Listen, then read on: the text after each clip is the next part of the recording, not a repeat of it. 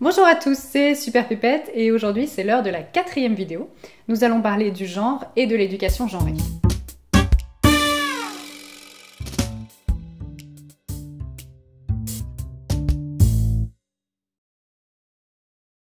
Dans les études de genre, on interroge les différences entre les hommes et les femmes et on essaye de comprendre d'où viennent ces différences.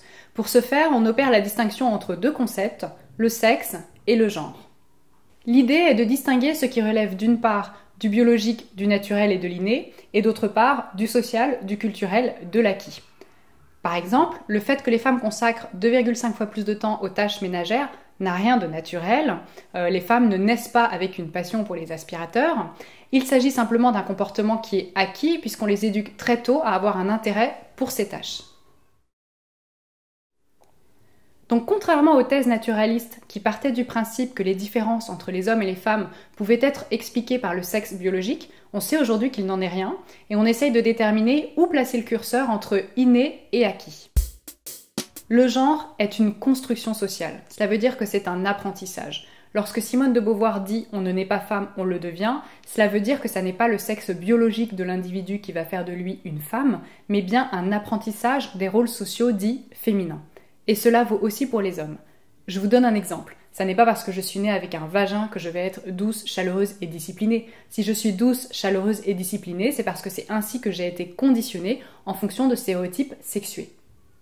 En effet, les petites filles et les petits garçons sont socialisés très différemment, et ce, dès leur naissance. Les parents, l'école, la télévision, les livres et finalement la société tout entière les éduquent à avoir des comportements très différents. Il suffit pour s'en rendre compte d'aller dans un magasin de jouets. On a d'un côté les jouets destinés aux petits garçons qui visent à développer leur sens de l'aventure, leur curiosité, qui valorisent aussi la compétition. L'idée c'est d'être le meilleur et même d'être un héros. Et on a de l'autre côté les jouets à destination des petites filles qui mettent plutôt l'accent sur leur apparence physique, les tâches ménagères et la maternité. Globalement, les jouets à destination des petites filles valorisent le lien social, le fait de s'intégrer à un groupe, de se soucier des autres et de leur être utile. Il y a donc une fracture entre les garçons qui sont éduqués à penser à leurs pommes avant tout et les filles qui sont éduquées à penser aux autres avant tout. Les contes pour enfants sont aussi un très bon exemple. On a d'un côté un prince qui va vivre de folles aventures en extérieur, qui va combattre des dragons et venir libérer une princesse, qui quant à elle est enfermée dans une tour d'ivoire et qui passe son temps à se brosser les cheveux. Les petites filles sont éduquées à prendre soin de leur apparence physique, à être douces, posées, à ravaler leur colère, à anticiper et répondre aux besoins des gens qui les entourent et à leur offrir un soutien émotionnel aussi.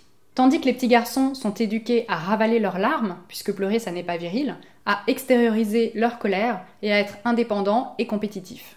À l'école aussi, les enseignants n'ont pas les mêmes attentes. Les petits garçons seront plus valorisés et encouragés que les petites filles dans les matières scientifiques, puisqu'il est bien connu que de toute façon les filles sont nulles en maths. C'est peut-être pour ça d'ailleurs que les filles sont nulles en maths, non ? Ces rôles de genre sont intériorisés très tôt par les petits-enfants et façonnent les comportements des adultes. On a ainsi d'un côté des hommes qui ont confiance en eux et qui sont compétitifs, et de l'autre des femmes qui se sous-estiment et qui ont intériorisé qu'elles doivent plaire aux hommes. Lorsque nous transgressons ces normes, le retour de bâton peut être assez violent. Par exemple, une femme qui exprime sa colère ou qui a des revendications va être taxée d'hystérique, tandis qu'un homme qui pleure, eh bien c'est un signe de faiblesse. Cette éducation genrée, elle est problématique d'une part parce qu'elle nous enferme dans un modèle binaire homme-femme dans lequel on n'est pas forcément à l'aise, et d'autre part parce qu'elle entraîne une hiérarchie entre les hommes et les femmes. Elle apprend aux femmes à se soumettre, tandis qu'elle apprend aux hommes à exploiter et dominer les femmes. Alors avant que les hommes ne crient au scandale, je vais vous lire le passage d'un bouquin de Patrick Jean qui s'appelle « Les hommes veulent-ils l'égalité ?», que je trouve très parlant. Il dit « Un homme ne peut raisonnablement se sentir coupable d'avoir été socialisé comme un homme, mais une fois qu'il en a pris conscience, il a la responsabilité de son choix, protéger ses privilèges ou tenter de construire l'égalité. Reste à voir comment. » Merci pour votre attention, on parlera dans la prochaine vidéo de la transidentité. D'ici là, portez-vous bien.